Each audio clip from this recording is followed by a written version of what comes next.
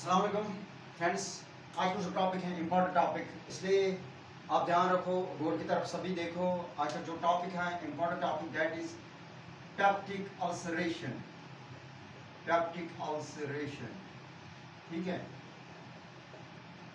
पहले हम देखेंगे अल्सर क्या होता है।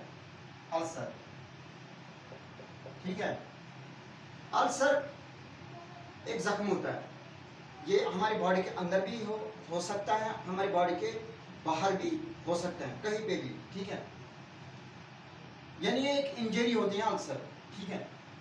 जब किसी पेशेंट को इंटरनल या एक्सटर्नल इंजरी होती है, फिर वो ट्रीटमेंट के लिए जाता है और ये हील अप होता है। लेकिन अगर ये फिर से इंजरी हील अप नहीं हुई, ठीक है, यानी रिकवर नहीं हुई, फिर से इसको ब्लड आया या और कुछ सिम्टम दिखाया, उसको कहते हैं अल्सरेशन। ये एक अल्सर बनता है, एक घाव बनता है, ठीक है, उसी को कहते हैं अल्सरेशन। अब हमें पढ़ना है पेप्टिक अल्सरेशन, ठीक है। पेप्टिक अल्सरेशन जो है इसमें आता है that is gastric ulceration. It is two types, that is gastric ulceration और इसके बाद ड्यूडेनल अल्सरेशन, ठीक है। हम देखेंगे जो हमारा digestive system, that is food fibre and this stomach and this duodenum, ठीक है। ये जो पेप्टिक अल्सरेशन है इसके दो टाइप्स हैं, that is gastric ulceration and duodenal ulceration, ठीक है। और जो गैस्ट्रिक अल्सरेशन है इसमें आता है स्टोमक अल्सरेशन और आता है दिस इसोफेगल अल्सरेशन। ये हो गए इसोफागस, जिसको फूड फाइबर के जो है स्टोमक, ये हो गया duodenum, she shaped first part of small intestine, ठीक है। अब इसके अब हमें देखना है जो काज होता है अल्सरेशन का, वो किन वजूहत से होता है। फिर हम देखेंगे जिस इसोफेगस अल्सरेशन कैसे होते हैं। जब स्टोमक में एसिडिटी इंक्रीज होती है, स्टोमक में पहले से ही एसिडिटी होती है, that is HCl hydrochloric acid, जिसका pH होता है 2 to 3। आपको पता होगी pH स्केल के बारे में, ये हो गए न्यूट्रल 7। ये स्केल होती है स्टार्ट फ्रॉम 1 to 14 से, और 7 to 14 हो गया बेसिक, 7 to 1 हो गए या 1 to 7 हो गए एसिडिक। यानी ये जो एसिड ये एसिडिक है, ठीक है। क्या होता है जब ये एसिड और इंक्रीज होता है, एसिडिक बन जाता है, इससे ज्यादा यानी पीएच जो होता है वो लो होता है, 1 to 2 या 0.5 बन जाता है पीएच, एसिडिटी इंक्रीज होती है, ठीक है। फिर ये जो एसिड यहाँ से एसिड रिफ्लेक्स होता है, क्योंकि जो हमारा स्टोमक है वो वर्किंग करता है, जब उसमें फूड होता है, चर्न करता है उसको, ठीक, एसिड रिफ्लेक्स होता है उसकी वजह से, और इस एसिड रिफ्लेक्स की वजह से यहाँ पे घाव बनता है, यहाँ पे इंजरी होती है, यहाँ पे जख्म होता है, और फिर ये पेशेंट जो है इसको ये सिम्टम्स दिखा रहा है, दैट इज जब ये कुछ खाता है स्वेलिंग के टाइम इसको पेन होती है, या स्वेलिंग के बाद भी इसको पेन होती है, या कभी कभी ब्लीडिंग होती है। फ्रेंड्स आप याद रखो, यहाँ ब्लीडिंग दिस इसोफेगस से इस अल्सरेशन से नहीं होती, लेकिन फिर एक चीज से होती है जो मैंने पास्ट वीडियो यूट्यूब चैनल पे आप देख सकते हो कि किस में बोला, दैट इज हाइपोटिक पोर्टल टेंशन, जो लिवर और इसोफेगस के दरमियान में अटैच होती है। अगर इसमें प्रेशर बढ़ गया तो इससे भी क्या होता है, इसमें जख्म बन जाता है, ठीक है। इस तरह इसमें इसोफेगस में जख्म बन जाता है। फिर हम जाएंगे स्टोमक में, ठीक है। स्टोमक में क्या होता है, स्टोमक काम करता है, स्टोमक के जो लेयर्स होते हैं 4 लेयर्स, ठीक है, वो 4 लेयर्स होते हैं। स्टोमक का जो वॉल होता है, ठीक है, इसमें पहले से एसिड होता है, लेकिन जब ये एसिड इंक्रीज होगा, इसकी एसिडिटी इंक्रीज होगी, इसका pH लो होगा, that is by our habit. किससे होगा, हमारी हैबिट की वजह से, जो अगर हमने स्पाइसी फूड खाया, साइट्रस आर्टिफिशियल साइट्रस फूड ज़्यादा खाया, दैट इज मसालेदार ज़्यादा खाया, फास्ट फूड ज़्यादा खाया, तो इसकी जो एसिडिटी है वो इंक्रीज होगी, एनपीएच डिक्रीज होगा। फिर उससे क्या होगा, फिर जब एसिडिटी इंक्रीज होगी तो ये जो एसिड है ये जख्म बनाता है, इंजरी करता है इस स्टोमक वॉल में। स्टोमक की 4 वॉल्स होती है, दैट इज म्यूकोजा, सब म्यूकोजा, सबमस्कुलर एंड सीरोसा।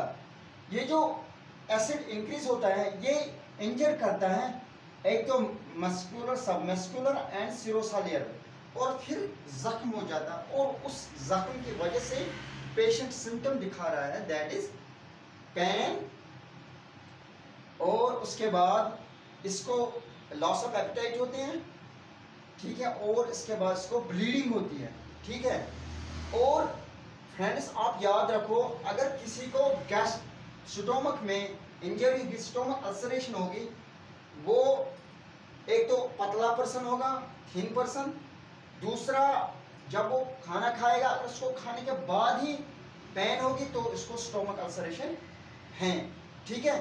ये हो गए इसके सिम्टम्स। और इसके बाद ये जो स्टोमक है इसमें किस वजह से अल्सरेशन होती है, that is H pylori. H pylori अगर आपने सुना है कभी, एच पाइलोरी बैक्टीरिया, ठीक है, ये जो एच पाइलोरी बैक्टीरिया है ये भी इंजरी करता है, भी एक जख्म बनाता है किसमें, स्टोमक में, और फिर ये अपने सिम्टम्स दिखा रहा है। ये जो एच पाइलोरी कहाँ से आता है, हमारे कंटामिनेटेड फूड से, इसलिए जब हम फूड खाएंगे वो साफ होना चाहिए, मतलब नॉट पॉइजन, उसमें बैक्टीरिया फंगे नहीं होने चाहिए, ठीक है।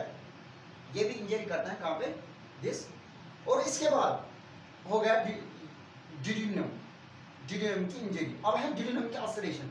ये जो डिड्यूनम की अल्सरेशन, जब डिड्यूनम में कभी भी अल्सरेशन होती है वो एसिड की वजह से नहीं होती है, बल्कि एच पाइलोरी बैक्टीरिया की वजह से होती है, ठीक है फ्रेंड्स।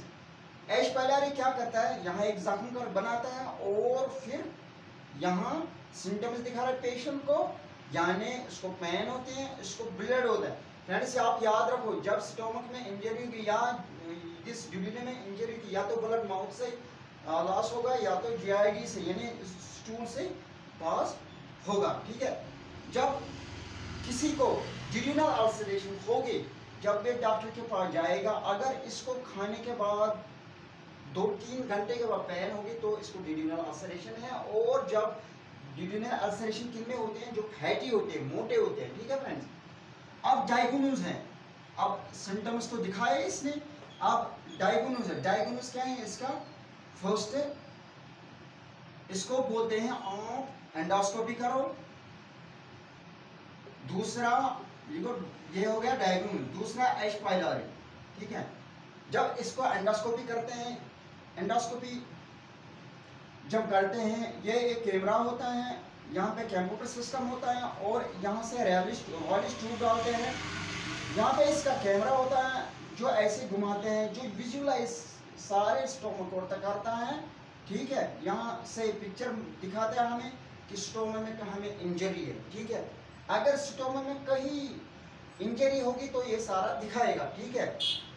इसके बाद इसको इंजरी होगी, अगर इंजरी होगी तो इसको क्या किया जाता है, इस इंजरी को बंद किया जाता है, that is by EVL bands. EVL bands, एक बैंडेज डाले जाते हैं, इस एंडोस्कोपी के जरिए इन जख्म को बंद किया जाता है, क्योंकि इन जख्मों से अगर कंटिन्यूसली ब्लड आएगा तो पेशेंट ब्लड लॉस करेगा और वो मर भी सकता है, ठीक है फ्रेंड्स।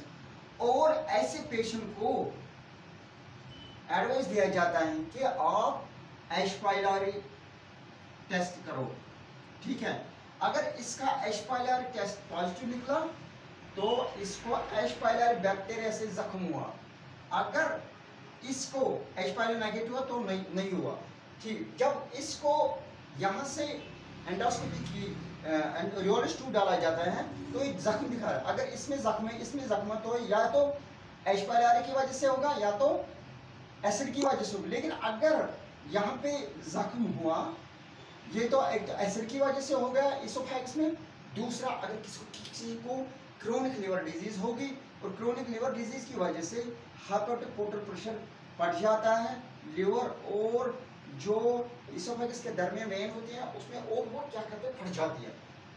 ठीक है, ये होता है कॉज, ये होता है अल्सरेशन, और ये दिखा रहा है हमें कौन, एंडोस्कोपी। और फ्रेंड्स हम ट्रीटमेंट, अगर हम नेचुरल ट्रीटमेंट की जाएंगे तो हमें फ्रूट्स एंड वेजिटेबल्स खाने हैं, आर्टिफिशियल साइट्रस अवॉइड करने हैं, फास्ट अवॉइड करने हैं, जो प्रोसेस्ड फूड होगा वो अवॉइड करना है, और उसके बाद पानी अच्छे से पीना है। उसके बाद इसको एडवाइस दिया जाता है कि आप पेंटा 40 DSR सुबह के टाइम खाओ, ताकि आपकी जो जख्म है ये जल्द से जल्दी हील अप हो जाए। और इसको नेचुरली रखा जाता है कि आप कर्ड खाओ, क्योंकि कर्ड में होता है लैक्टोबैसिलस बैक्टीरिया, वो हमारे डाइजेशन में हेल्प करता है। और फ्रेंड्स आप ये एक बात याद रखो कि ये जो gastric ulceration that stomach ulcer ये होती है कभी NSAID से, non steroid anti acid drug से भी होती है क्या, दिस स्टोमक अल्सरेशन। अब फ्रेंड्स आपने देखा कि ये जो अल्सरेशन है इसके क्या सिम्टम्स हैं और ये किन पर्सनों में होता है। इसलिए फ्रेंड्स आप ध्यान रखो कि हम ज़्यादा से ज़्यादा फास्ट फूड्स नहीं खाएंगे और ज़्यादा से ज़्यादा तले हुए फूड्स नहीं खाएंगे, बल्कि नॉर्मली खाएंगे। और हमने देखा कि अल्सरेशन जो होती है वो इंसान को कभी कभी मार भी सकते हैं, क्योंकि बहुत सारा ब्लड लॉस होगा। थैंक यू, ये था आज का टॉपिक, इसलिए आप खुद भी इसकी प्रैक्टिस करो। Thank you.